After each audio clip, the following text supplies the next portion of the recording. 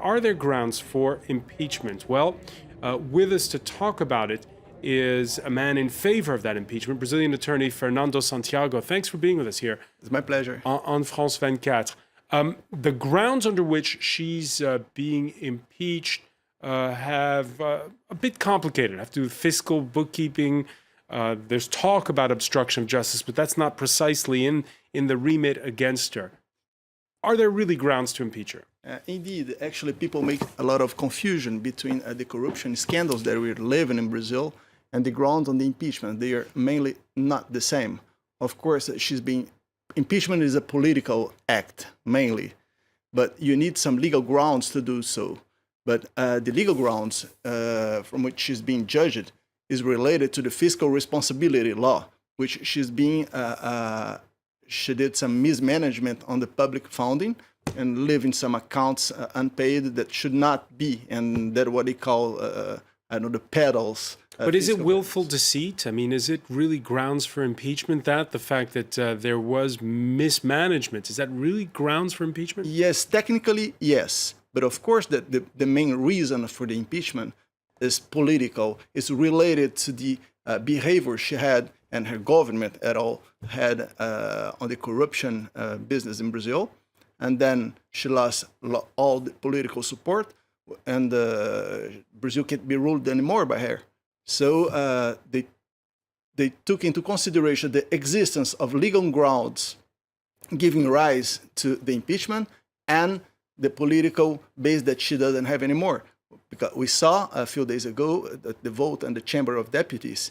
If she did have governability and if she did have her base with her, there would not be impeachment besides having still grounds for it. Okay, so you're saying she doesn't have the votes to pass legislation, therefore she should go.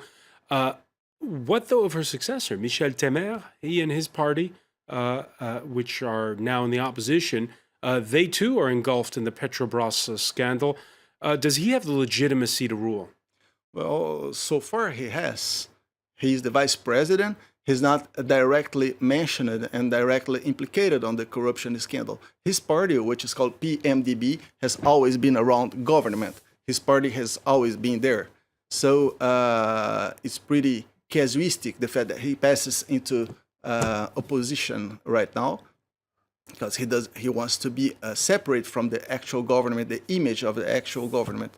But he's not directly implicated, at least so far, on the corruption scandal. He's not nominated on that.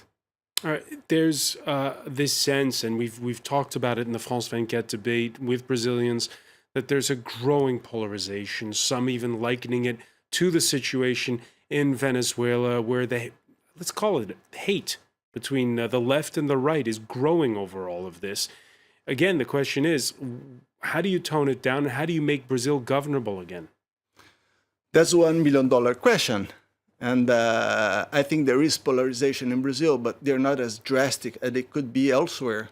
I mean, you have always people who are partisan of the actual government, but they doesn't seem to be majority. They doesn't seem to be at least a huge part of the population, because the next government, they're going to be clever. They're not cut off the social progress the ex-government made. Mainly the Bolsa Família, which is called the help they give every month to poor people. They already announced that they were not going to cut it off. So there's no effectively reason to a clash like we could see in some other countries. There is some manifestations on the street, but I don't think it is the size of it. It doesn't seems to be a reason to worry about it. It's overblown. Those saying that Brazil's democracy, its political institutions are really being tested this time. Yes, they are being tested, but they have been before. You got to remember, it's not our first impeachment. President Fernando has been impeached in the 90s, and we could say that compared to the dictatorship period, we were even closer by then. And the institutions, they were solid, they held out, and they could.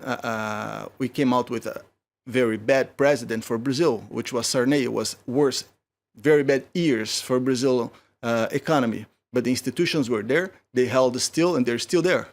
All right.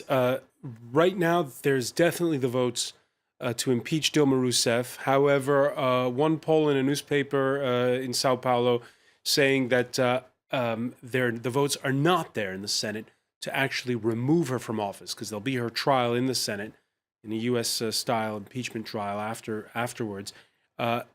Is she going to hang on to her seat in the end? I don't think so. I think we have a point of no return already. And she could not stand in office because she could not rule the country anymore. But again, the senators polled by that newspaper, they're saying they're 13 votes shy of actually removing her permanently from office. Well, polls are polls.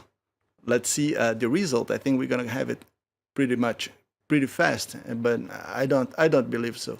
We can be surprised, but I don't think she can hold it to her place. Not anymore.